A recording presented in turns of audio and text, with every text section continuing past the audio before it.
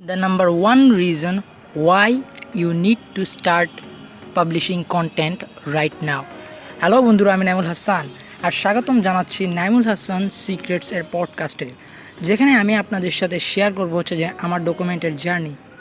কিন্তু তার আগে আপনি যদি আমার চ্যানেলে একদমই নতুন হয়ে থাকেন তাহলে প্লিজ চ্যানেলটিকে আগে সাবস্ক্রাইব করুন, পাশে থাকার বেল বটনটিতে ক্লিক করুন। সো চলুন ভিডিওটি শুরু করা যাক। আসলে আজকে আমি আপনাদের সাথে যে জিনিসটা শেয়ার করব হচ্ছে যে কেন আপনাকে কন্টেন্ট প্রতিনিয়তই পাবলিশ করতে হবে। সেটার অনেকগুলি কারণ থাকতে পারে, কিন্তু ধরুন আজকে আমি আপনাদের সাথে শেয়ার করব হচ্ছে যে কোর যে রিজনগুলা যে কেন আপনাকে কন্টেন্ট প্রতিনিয়তই পাবলিশ করতে হবে, সেই কারণগুলো ধরুন আজকে আপনাদের সাথে শেয়ার করব। আমি আগের ভিডিওতে বলেছিলাম যে অ্যাজ এ স্টুডেন্ট হিসেবে আপনি যদি অনলাইন থেকে টাকা ইনকাম করতে চান, সবচাইতে বেস্ট যে ওয়েটা সেটা হচ্ছে যে আপনার পার্সোনাল ব্র্যান্ডিং। অনলাইনের মধ্যে পার্সোনাল ব্র্যান্ডিং, সেটা হতে পারে আপনার ইউটিউব চ্যানেল, সেটা হতে পারে আপনার ফেসবুক প্রোফাইল, সেটা হতে পারে আপনার ফেসবুক পেজ, সেটা হতে পারে আপনার Instagram profile, what ever. But আপনাকে প্রতিনিয়ত কন্টেন্ট পাবলিশ করতে হবে। কন্টেন্ট মানে আমি এখানে কী বোঝাচ্ছি? কন্টেন্ট মানে আমি এখানে বোঝাচ্ছি যে হয়তোবা হতে পারে সেটা রিটেন ওয়ার্ড, হয়তোবা হতে পারে সেটা অডিও, হয়তোবা হতে পারে সেটা ভিডিও। এই তিনটেই কিন্তু মেইন ওয়ার্ল্ডের সাথে ধরুন কমিউনিকেট করার জন্য আমাদের এই তিনটা জিনিসে বেশিরভাগ ক্ষেত্রে ইউজ করা হয়। নাম্বার ওয়ান, রিটেন ওয়ার্ডটা কি? আসলে রিটেন ওয়ার্ড হচ্ছে ধরুন আমরা ব্লগ পোস্ট তো অনেকেই দেখেছি, ব্লগ পোস্ট বা ওয়েবসাইট পোস্ট, ওইখানে যে লেখাগুলি সেটাই হচ্ছে রিটেন ওয়ার্ড। বা মেসেজ, আপনি যে আপনার ফ্রেন্ডদেরকে মেসেজ পাঠাচ্ছেন ফেসবুকের মধ্যে, সেটাও কিন্তু রিটেন ওয়ার্ড। দেন সেকেন্ড যে জিনিসটা সেটা হচ্ছে যে অডিও। আসলে অডিও হচ্ছে যে আমরা যে মোবাইলের মধ্যে রেকর্ডিং করি সেটা হচ্ছে অডিও। আপনি যে পডকাস্ট শোনেন সেটা হচ্ছে অডিও। এখন যে আমি যেই রেকর্ডিংটা চলছে সেটা কিন্তু অডিও। দেন থার্ড যে জিনিসটা সেটা হচ্ছে যে ভিডিও। ভিডিও হচ্ছে যে ধরুন ছবি, অডিও আর হচ্ছে যে আপনার প্রেজেন্টেশন, এই তিনটা মিলেই হচ্ছে আসলে ভিডিও। সবচাইতে বেস্ট যে ওয়েটা ধরুন অনলাইন থেকে ইনকাম করার জন্য আর কন্টেন্ট পাবলিশিং করতে গেলে সবচেয়ে ভালো ওয়ে হচ্ছে যে ভিডিও। এখন আমি কেন এখানে ভিডিও বললাম? মূলত ভিডিওর অনেকগুলি কারণ থাকতে পারে। নাম্বার ওয়ান, ধরুন আপনি যদি ধরুন আপনার সময়টাকে বেশি ধরুন দাম দেন, তাহলে ধরুন আপনাকে আমি রেকমেন্ড করবো হচ্ছে যে ভিডিও। কারণ ধরুন আমি নিজেও আমার টাইমকে দাম দিই। সো আমার কাছে টাইম হচ্ছে টাকা, টাইম ইজ মানি। সো ধরুন আমি চাই যে আমার ফলোয়ার যারা আছে, আমার সাবস্ক্রাইবার যারা আছে, তারা যেন ভিডিওর দিকে বেশি ফোকাস করে। কেন ভিডিওর দিকে ফোকাস? কেননা ধরুন ভিডিও হচ্ছে এমন একটা কন্টেন্ট, যেই কন্টেন্টটা ধরুন কি প্রত্যেকটা প্ল্যাটফর্মের কাছেই গুরুত্বপূর্ণ। এটা যদি আপনি ইউটিউব বলেন, ইউটিউবের মধ্যে সব কিছুই হচ্ছে ভিডিও। দেন সেকেন্ড যে জিনিসটা সেটা হচ্ছে ফেসবুকের মধ্যে সবচাইতে দাম দেয় ফেসবুকে মার্ক জুকারবার্গ, সবচাইতে বেশি দাম দেয় হচ্ছে ভিডিওকে। কেন মার্ক জুকারবার্গ ভিডিওকে দাম দেয়? কেননা ধরুন মোর দেন 95% মানুষই পোস্ট করে হচ্ছে ধরুন রিটেন ওয়ার্ড, একটা ছবি সাথে কিছু লেখা, জাস্ট এতটুকুই। কিছু কিছু মানুষ কী করে ধরুন শুধু ছবি আপলোড করে। কিন্তু আপনি যদি ধরুন অ্যাজ আ মার্কেটার হিসেবে শুরুর দিকে গিয়ে ধরুন মানুষের কাছে রিচ বেশি পৌঁছাতে চান, মানুষের সামনে বেশি পৌঁছাতে চান, আপনাকে অবশ্যই যে জিনিসটা মাথায় রাখতে হবে সেটা হচ্ছে যে ভিডিওর গুরুত্বটা সবচাইতে বেশি ইম্পর্ট্যান্ট এখানে। আসলে ধরুন আপনি যতই প্ল্যাটফর্ম আছে যেগুলো আপনি দেখুন, বেশিরভাগ সময় দেখবেন আপনার সামনে নিউজ ফিডের মধ্যে যদি ধরুন সবচাইতে বেশি যে এঙ্গেজমেন্ট মানে লাইক, কমেন্ট, শেয়ার, ওই যে পোস্টের রিয়্যাক্টগুলো, এগুলো বেশি হচ্ছে, সবচাইতে বেশি হচ্ছে ভিডিওর। সেটা যদি আপনি দেখেন ফেসবুকের ক্ষেত্র, সেটা যদি ইনস্টাগ্রামের ক্ষেত্রে, সেটা যদি হতে পারে লিঙ্কডইনের ক্ষেত্রে। কিন্তু প্ল্যাটফর্ম সব কিছুই কিন্তু কি সবগুলোই কিন্তু কি ভিডিওর উপর বেশি ধরুন ফোকাস করে, তারা ভিডিওটাকে বেশি দাম দেয়। সো আপনাকে ভিডিও করতে হবে।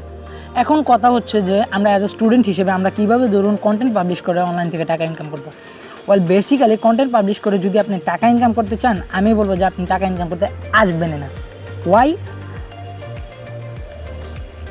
কারণ হচ্ছে যে আপনি যদি এখানে টাকার জন্য আসেন, আপনি কখনোই এই গেমটার মধ্যে সফল হবেন না। এই গেমটা হচ্ছে যে আপনার প্যাশন, আপনি কোন কাজটার উপর দক্ষ, আপনি কোন কাজটা ভালো জানেন, কোন কাজটা করলে আপনার ধরুন আপনি সত্যি খুশি হবেন, ওই রকম যে কাজগুলো, সেই কাজগুলি কিন্তু কি আপনি সেই কাজগুলোকে বলা হয় হচ্ছে প্যাশন। আপনি শুধু কি ওই প্যাশন অনুযায়ী একটা স্কিল ডেভেলপ করুন, করে দুটোটাকে একসাথে করুন, করে তারপর কি প্রতিনিয়ত কন্টেন্ট পাবলিশ করতে থাকুন। এখন ধরুন একটা র্যান্ডম যদি আমি এক্সাম্পল দিই, সেটা হচ্ছে gaming.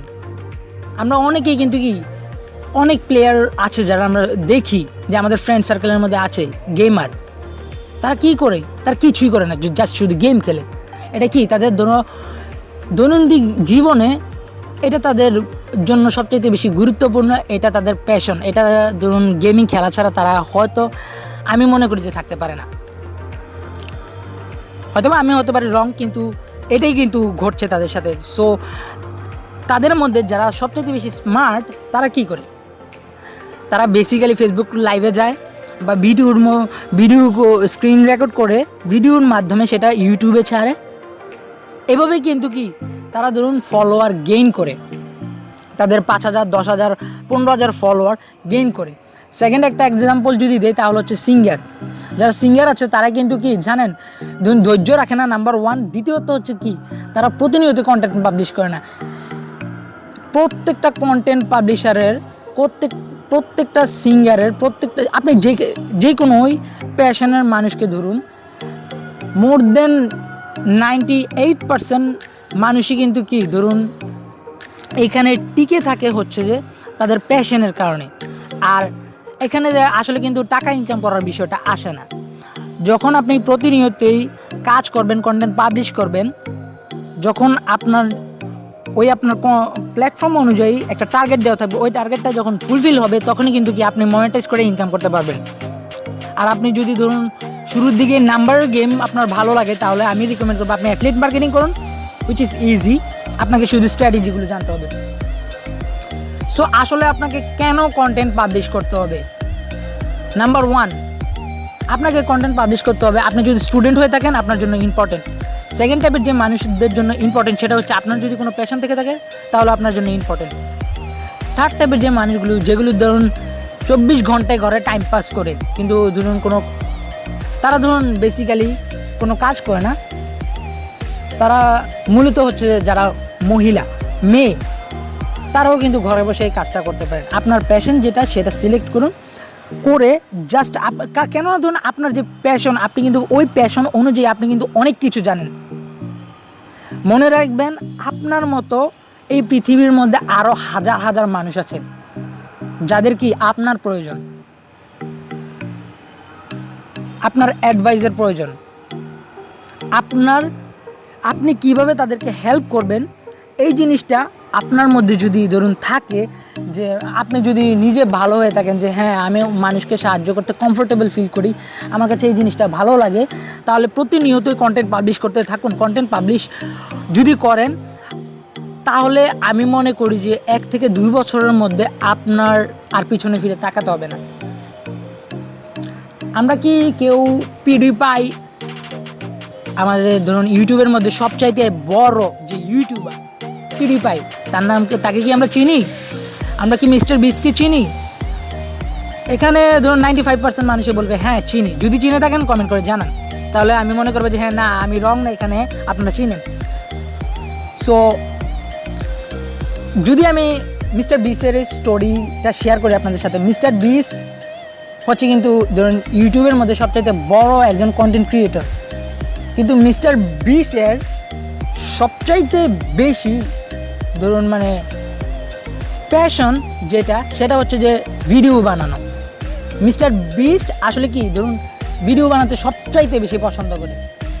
So basically mister beast যখন জার্নিটা স্টার্ট করেছিল, সে প্রত্যেক দিন না হলো 3টা থেকে 4টা করে ইউটিউবের মধ্যে ভিডিও আপলোড দিয়েছিল। সেটা হয়েছিল অনেক আগে, 2009-এর কাহিনী।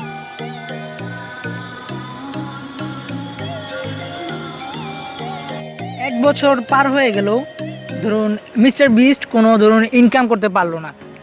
দেন মিস্টার বিস্টের যিনি মা, তিনি ধরুন মিস্টার বিস্টকে বলেছিল যে তুমি ঘর থেকে বের হও, না হয় তুমি কি কাজ করো, কিন্তু কি তুমি এই ভিডিও টিডিও বানানোর পিছনে সময় দেওয়া বন্ধ করো।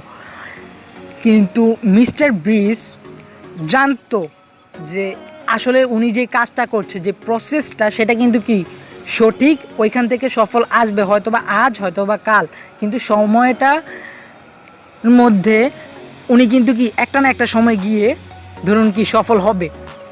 কিন্তু মিস্টার বিস্টের বেসিক্যালি ধরুন আমরা যারা ধরুন অন্যের উপর নির্ভর করি, আমাদের কিন্তু কি ধরুন অন্যের অর্ডারটাই কিন্তু শোনা লাগে। অ্যাজ এ স্টুডেন্ট আমরা আমাদের যারা প্যারেন্টস আছে, আমরা জানি যে আমি এখানে কোন বিষয়টা নিয়ে কথা বলছি আপনাদের সাথে, আপনারা বুঝতে পারছেন। সো মিস্টার বিস্টের মা যখন এই কথাটা বলে, মিস্টার বিস্ট বলছে ওকে ঠিক আছে আমি জব করব, no problem. So mister Beast জবের মধ্যে গেল, কিন্তু কি পাশাপাশি মিস্টার বিস্ট ওই সেই যে ওর প্যাশন অনুযায়ী প্রত্যেক দিন ঠিকই 3টা ভিডিও আপলোড করছি ইউটিউবের মধ্যে। 2 বছর পার হলো, মিস্টার বিস্টের কোনো রেজাল্ট নেই, মানে ধরুন কোনো ভাইরাল ভিডিও টিডিও কিচ্ছু হয়নি ওর। কিন্তু 2 বছর প্রত্যেক দিন 3টা করে, বছরে 365 দিন, হিসাব করুন কয়টা হয়। সো 2.5 মাস পর ধরুন, সরি আমি এখানে ভুল বলে ফেলছি, আসলে 2.5 বছর পর মিস্টার বিস্ট হঠাৎ করে ধরুন একটা ভিডিও ভাইরাল হয়। ওই যে ভিডিওটা ভাইরাল হয়েছে, ওই ভিডিওটা সর্বপ্রথম মানে ওই ভিডিওটা আই থিঙ্ক 26 মিলিয়ন ভিউ ছিল, যেখান থেকে মিস্টার বিস্ট সাবস্ক্রাইবার পেয়েছিল হচ্ছে 2 লাখ, হুইচ ইজ অনেক।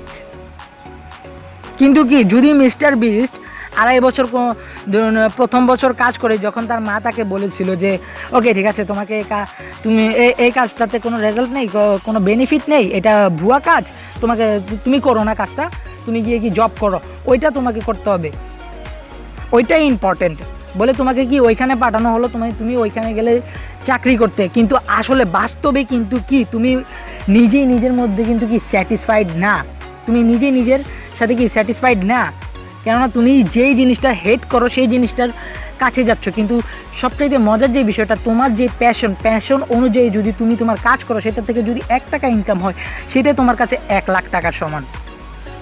আমি কি এখানে সঠিক বলছি? কমেন্ট করে জানাও। সো বেসিক্যালি যদি মিস্টার বিস্ট 1 বছর কাজ করার পর তার মার কথা শুনে সে ধরো কন্টেন্ট বানানো ছেড়ে দিত, মানে ভিডিও বানানো ছেড়ে দিত, মিস্টার বিস্ট কখনোই ধরো আজ ইউটিউবের মধ্যে সবচাইতে ধরো বড় কন্টেন্ট ক্রিয়েটর হতে পারতো না, সবচাইতে বড় ইউটিউবার হতে পারতো না। কেন হতে পেরেছে? এখান থেকে আমরা কি শিখতে পেরেছি? ধৈর্য।